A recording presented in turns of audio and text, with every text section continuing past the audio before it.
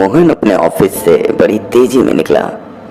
उसे घर से फोन आया था कि उसकी पत्नी मीरा की तबीयत खराब हो गई और वो अस्पताल में है। दरअसल उसकी पत्नी प्रेग्नेंट थी और उसे अस्पताल ले जाया गया था। वो भी ऑफिस से निकलकर सीधा अस्पताल जा रहा था। उसकी ख्वाहिश थी कि उसके यहाँ लड़के की पैदाइश हो ताकि वो उसका बाजू बन सके। वो रास्ते भर मीरा की खैरियत और लड़का होने की दुआएं करता हुआ जा रहा था। कुछ ही देर में वो अस्पताल आ चुका था। वो फौरन अस्पताल के अंदर दाखिल हुआ। वहां जाकर उसे मालूम हुआ कि उसकी पत्नी को ऑपरेशन थिएटर ले जाया गया है। वो बेचैनी में ऑपरेशन थिएटर के बाहर ऑपरेशन होने का इंतजार करने लगा। आधे घंटे बाद डॉक्टर शीला ने उसे बुलाया और वो उनके पास पहुंचा। डॉक्टर शीला बोली, आप मीरा के पति हैं? जी डॉक्टर साहब, मैं इनका पति हूँ। देखिए मोहन साहब, आपकी पत्नी बिल्कुल ठीक है। बस आपको ये बताना है कि आपकी पत्नी से जो बच्चा पैदा हुआ है वो ना तो लड़की है और ना ही लड़का। ये सुनकर उसके पांव तले जमीन खिसक गई। क्या क्या डॉक्टर साहिबा, आप कहना क्या चाहती हैं? उसकी आवाज कहीं दूर से सुनाई दे रही थी। वो बोली, साफ लफ्जों में यह है कि आपके यहाँ किन्नर, जिसे आम जुबान में हिजड़ा भी कहते हैं, उसकी पैदाइश हुई है। देखिए, ये सब ईश्वर की तरफ से होता है। इसमें किसी का कोई दखल नहीं होता। आप हिम्मत से काम लें, थोड़ी देर बाद हम मरीज को वार्ड में शिफ्ट कर देंगे, फिर आप अपने मरीज से मिल भी सकते हैं। ये कहकर वो जा चुकी थी, जबकि मोहन फिजाओं में बस घूरता ही रह गया। 3 दिन बाद मीरा अस्पताल से घर आ चुकी थी और उन दोनों के चेहरे खुश नहीं थे। उन्हें तो ये सोच खाए जा रही थी कि मोहल्ले वाले और रिश्तेदारों का सामना कैसे किया जाएगा। आखिर वो ये बात कब तक छुपाते? एक दिन तो सबको पता लग ही जाना था, जो आखिर हो ही गया। दबे दबे शब्दों में दोनों पति पत्नी को काफी सुनने को मिली। कोई कहता कि इसको उसकी बिरादरी के पास छोड़ाओ, तो कोई मजाक उड़ाकर चला जाता, जिसे सुनकर वो सिर्फ सब्र का घूंट पीकर रह जाते। लोग ये क्यों भूल जाते हैं कि ये भी तो ईश्वर की पैदा की हुई किसी की संतान है। उसकी कुदरत की निशानियां में से एक निशानी है कि वो कुछ भी कर सकता है। उसका नाम उन्होंने कमल रखा था। कमल ऐसा नाम है जो लड़के का भी रखा जा सकता है और लड़कियों का भी। वक्त यूं ही गुजरता रहा। 2 साल बाद मीरा ने मोहन को एक बार फिर खुशखबरी सुनाई, पर इस बार मोहन को इतनी खुशी ना हुई जितनी पहले हुई थी।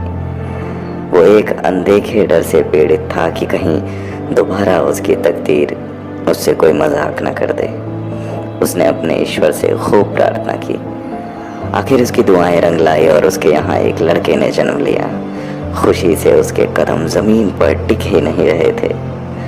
उसने खूब मिठाइयाँ बांटी। उन्होंने उसका नाम मोहित रखा और अब उनकी सारी मोहब्बतें सिर्फ मोहित के लिए थी। कमल का वजूद अब उन लोगों के लिए कुछ नहीं रहा। कमल 14 साल की हो गई थी। उसे पढ़ने का भी बहुत शौक था। वो मोहित को स्कूल जाता देखती तो उसका भी दिल करता कि वो भी स्कूल जाए, पर स्कूल तो दूर, उसे तो घर से बाहर जाने की भी इजाज़त नहीं थी, क्योंकि कमल के घर से बाहर निकलते ही लोग तरह तरह की बातें करने लगते। इसलिए उसके माँ बाप ने उसके घर से बाहर निकलने पर पाबंदी लगा दी। अब वो घर में एक तरह से कैद होकर रह गई थी। उसे घर में कैद होना तो मंजूर था, मगर अब घर में ही उसे हरदम धुतकारा जाता था, उसे नजरअंदाज किया जाता था। बाप तो बाप, उसकी माँ भी न जाने किस तरह की थी, वो भी उसे नजरअंदाज करने लगी थी।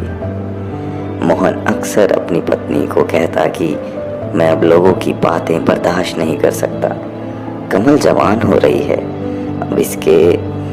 अब इसको उसकी बिरादरी के पास छोड़ आना चाहिए, वरना यह जमाना हमें जीने नहीं देगा। कमल अब समझदार थी। ये बातें सुनती तो उसका दिल बहुत दुखता। आखिर एक दिन उन सब बातों को देखते हुए उसने घर छोड़ने का फैसला लिया, और ये एक बहुत मुश्किल फैसला था, पर उसने कर लिया। उसने ये बात अपने माँ बाप को बताई। वो सोच रही थी कि शायद उसे रोका जाएगा, पर ऐसा कुछ नहीं हुआ। बाप के कड़वे शब्द उसके कानों में एक बम की तरह फटे जब उसने कहा कि मैं घर छोड़कर जाना चाहती हूँ। तो उसके बाबा बोले, दफा हो जाओ। उसने अपनी माँ की तरफ देखा तो उसकी माँ ने रोते हुए अपना चेहरा दूसरी तरफ कर लिया। उसे अपनी माँ से यह उम्मीद नहीं थी। आंसू उसकी आंखों से भी गिरकर उसके गाल पर आ पड़े, और फिर वो बेचैन कदमों से अपने घर से बाहर आ गई। अब उसका घर जमीन और छत आसमान थे। वो चले जा रही थी। एक नामालूम मंजिल की तलाश में वो चलते चलते न जाने कहाँ पहुंच गई थी। उसे खुद मालूम नहीं था। रात हो चुकी थी। उसके कदम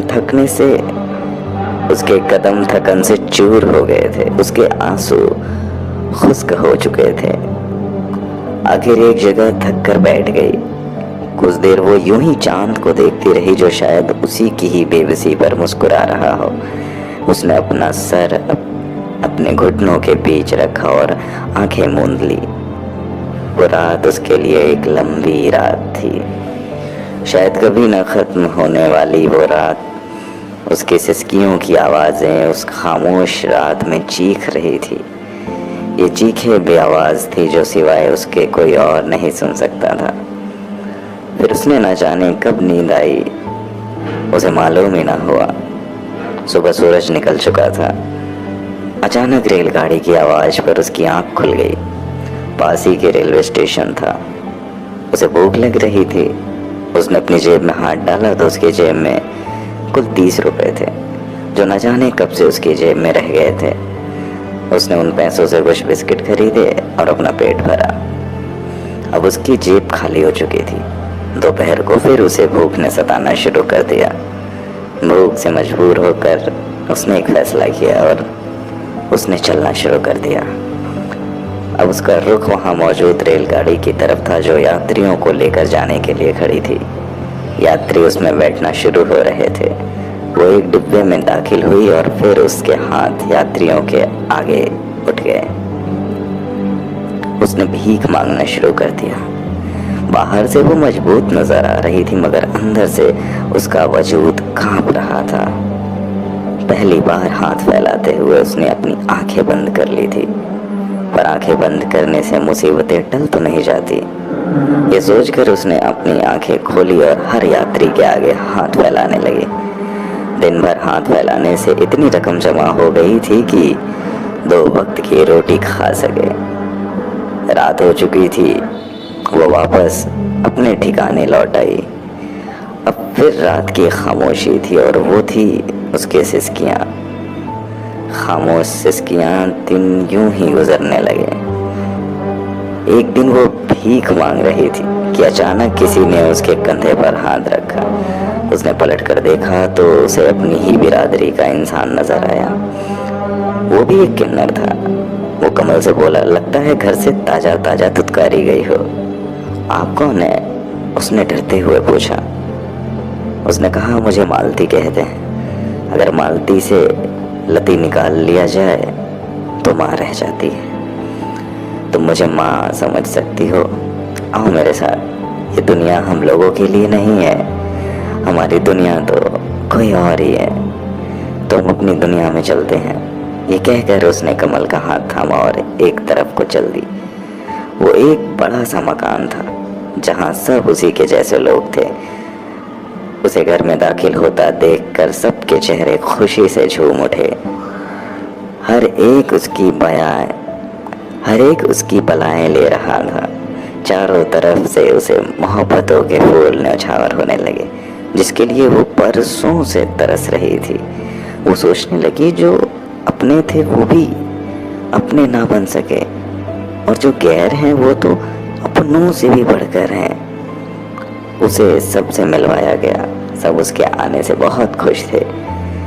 एक तो वो कम उम्र भी थी और खूबसूरत भी।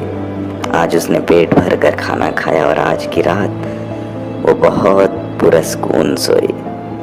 सुबह का सूरज उसके लिए एक नया सूरज बनकर शुरू हुआ। अब उसको अपने फन से रोशन कराने के लिए उसे ट्रेनिंग दी जाने लगी। सबसे पहले उसे ताली बजाना सिखाया गया।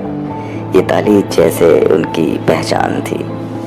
कुछ दिनों में ही उसने ताली बजाना सीख लिया था। डांस भी उसने सीख लिया। अब वो हर तरीके से उन रंग में गई थी। अब वो हर तरीके से उनमें रंग गई थी। उसने मालती से ख्वाहिश जाहिर की कि वो पढ़ना चाहती है। मालती ने तो पहले उसे हैरत से देखा, फिर बोली, अरे पढ़ लिख कर क्या करेगी? क्या तूने कमिश्नर बनना है? वो बोली, नहीं माँ, मुझे कमिश्नर तो नहीं बनना, बस पढ़ाई मेरा शौक है। मैं अपना शौक पूरा करना चाहती हूँ। मालती ने कुछ देर सोचा, फिर बोली, ठीक है, जैसा तू चाहे। ये मालती ने किसी से कहकर उसे सरकारी नौकरी का कह दिया। उसे यकीन तो नहीं था कि उसे नौकरी मिल जाएगी, पर खुशकिस्मती से उसे नौकरी मिल ही गई। वो दिल से अपने काम में जुट गई। बहुत जल्द ही उसने तरक्की कर ली और बड़े ऑफिसर के ओहदे तक पहुंच गई। अब वो अपने माँ बाप को याद करके बहुत रोती थी कि काश वो उनके साथ होती और वो मेरी कामयाबी पर बहुत खुश होते। उसे ऑफिसर बने 3 साल गुजर चुके थे। वो एक दफ़ा सरकारी गश्त पर एक ओल्ड हाउस का परीक्षण के लिए गई। वहाँ तो वो बूढ़े माँ बाप थे जिन्होंने अपने बच्चों को बड़े नाजो नियाज में पाल कर किसी काबिल किया था। वही उनको बुढ़ापे में यहाँ छोड़ गए थे और उन्हें भूल गए थे। अचानक उसकी नज़र एक बूढ़े आदमी पर गई जो व्हीलचेयर पर सर झुकाए बैठा था। वो उसके करीब गई, उसे प्रणाम किया। उस बूढ़े शख्स ने जैसे ही गर्दन उठाकर देखा तो उसे देखकर वो हैरान हो गई। वो उसे फटी फटी नजरों से देखने लगी, क्योंकि वो और कोई नहीं, उसका बाप मोहन था। वो अपने बाप को पहचान चुकी थी। उसकी तबीयत कुछ खराब लग रही थी। उसने फौरन अस्पताल में भर्ती कराया। उसकी देखभाल के लिए एक नर्स भी रखवा दी। वो सुबह शाम उन्हें देखने आती। जब वो सो रहे होते तो बेड पर ही उनके करीब बैठ जाती और उनका हाथ चूमती। एक दफ़ा तो इसी तरह उनके पास बैठी थी और हाथ चूम रही थी कि अचानक मोहन की आंख खुल गई। उन्हें जागता देखकर